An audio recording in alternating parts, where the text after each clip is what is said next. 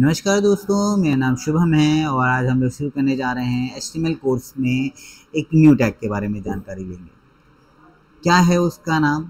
उसका नाम है div। ये div क्या होती है, कैसे काम करती है, चलिए शुरू करते हैं। अगर बात करी जाए div का मतलब होता है डिवीज़न। ये एक ब्लॉक लेवल एलिमेंट होता है जिसका यूज़ कंटेंट को लॉजिकली ग्रुप करने के लिए किया जाता है। div का यूज़ किसी भी ये एलिमेंट को कंटेनर के तरीके से यूज़ करने में किया जाता है। इसका कोई विजुअल आउटपुट नहीं होता है और बाय डिफ़ॉल्ट इसकी कोई CSS भी नहीं होती है। अगर आप एक नॉर्मल div को लगा करके रखोगे तो आपको मैं दिखाना चाहूँगा। जैसे कि आप यहाँ पे देख पाओगे कि मैंने अपने कोड के अंदर एक नॉर्मल div टैग लिया है और ये क्लोज़ किया है और इसके बीच में एक कमेंटेड कोड रखा हुआ। जब अब ये कोड आप देखोगे तो वहाँ पे आपको दिखाता हूँ मैं ब्राउज़र पे किस तरीके का दिखाई देता है। यहाँ पे अगर आप देख रहे होगे तो यहाँ एक div है बट यहाँ पे आपको दिखाई नहीं देगी। मैं आपको दिखाता हूँ, शो करता हूँ। वेट अ मिनट, ये देखिए यहाँ पे एक div बन के आ रहा है बट यहाँ पे वो एक ब्लैंक div है। क्यों? क्योंकि वहाँ पे एक कमेंट लगा हुआ है। मैं बस आपको ये बताना चाह रहा हूँ कि ये जो div है ये एक ब्लॉक एलिमेंट के तहत काम कर रहा है। ठीक, div की अगर बात करी जाए तो div जो होता है ये एक तरीके से कंटेनर का काम करेगा।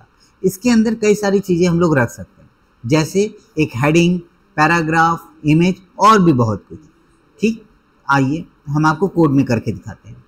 जिस प्रकार आप देख पा रहे हो सेकंड कोड के अंदर, ये देखिए सेकंड कोड के अंदर मैंने एक div के अंदर h2 ये रखा हुआ है, p रखा हुआ है और ये जो div है एक कंटेनर का काम कर रही है। ठीक है, तो यहाँ पे इसके अंदर आप जब देखोगे तो इसका कोई बाय डिफ़ॉल्ट क्या नहीं है, CSS या टेक्स्ट कहते स्टाइलिंग नहीं कर रखा हुआ है। तो आपको यहाँ पे देखोगे तो ये नॉर्मल सा सीधा सीधा आपको दिखाई देता है। ठीक है, ये देखिए ये एक कंटेनर की तरीके से यहाँ ये जो div बन के आ रही है ये हमारी एज अ कंटेनर की तरीके से आ रही है और इसके अंदर हमारे पास क्या क्या चीज़ें हैं ये देखिए। मैंने इसको div को आपको दिखा रहा हूँ तो ये देखिए ये जो div है ये पूरी तरीके से आपकी कंटेन कर रही है। अगर मैं बात करूँ इसके अंदर तो ये पूरा कंटेनर है और जिसके अंदर एक हेडिंग और यहाँ पे पैराग्राफ आपको दिखाई दे रहा है।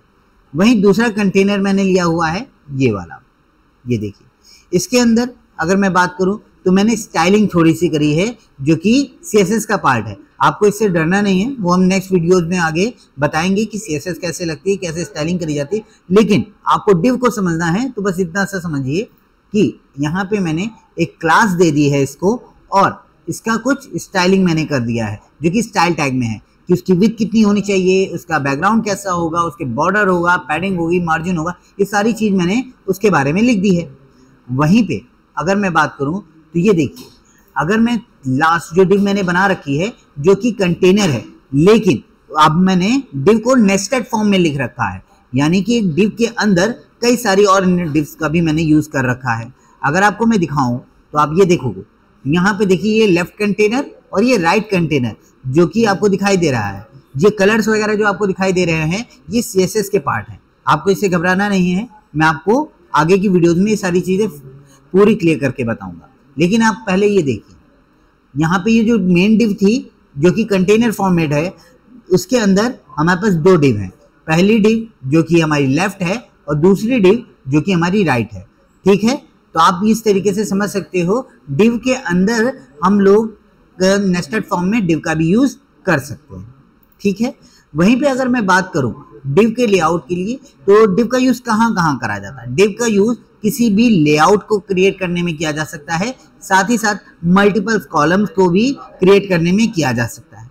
div के अगर केसेस की बात करी जाए तो div जो होती है ये पेज लेआउट के लिए मोस्टली यूज़ करी जाएगी, लेकिन मेरा मानना ये है कि div का यूज़ हम लोग तभी करें जब कभी भी हमारे पास सिमेंटिक टैग्स का यूज़ हम ना कर रहे हों या सिमेंटिक टैग्स ना हो। जैसे कि अगर बात करी जाए हेडर है, nav है या फिर सेक्शन है या आर्टिकल है, अगर इन सब की अगर मेरे को ये टैग्स हैं और इन सब के सेक्शन में बना रहा हूँ तो मुझे सिमेंटिक टैग्स का ही यूज़ करना है। लेकिन अगर मेरे पास सिमेंटिक टैग्स नहीं है तो वहाँ पर मैं इसका यूज़ कर सकता हूँ। कई सारे फॉर्म्स को कंटेन करने के लिए हम लोग div का यूज़ कर सकते हैं और कई सारे लेआउट बनाने के लिए भी हम div का यूज़ कर सकते हैं। ठीक है, अगर मैं बात करूँ सिमेंटिक टैग की तो सिमेंटिक टैग SEO पर्पज से और एक्सेसिबिलिटी के लिए दोनों के लिए बहुत ज़रूरी होता है। तो इसके लिए हम लोग चाहेंगे कि div की जगह सिमेंटिक टैग्स का यूज करा जाए। ठीक है, तो मिलते हैं हम नेक्स्ट वीडियो में। आज के लिए इतना ही। अगर आपको हमारी वीडियोस अच्छी लगी हो तो आप प्लीज़ लाइक कर सकते हैं, सब्सक्राइब कर सकते हैं हमारे चैनल को, और आपको अगर कोई भी क्वेरी हो तो आप प्लीज़ कमेंट करके हमारे बारे में बता सकते हैं और अपनी क्वेरीज को पूछ सकते हैं। ठीक, बहुत बहुत धन्यवाद।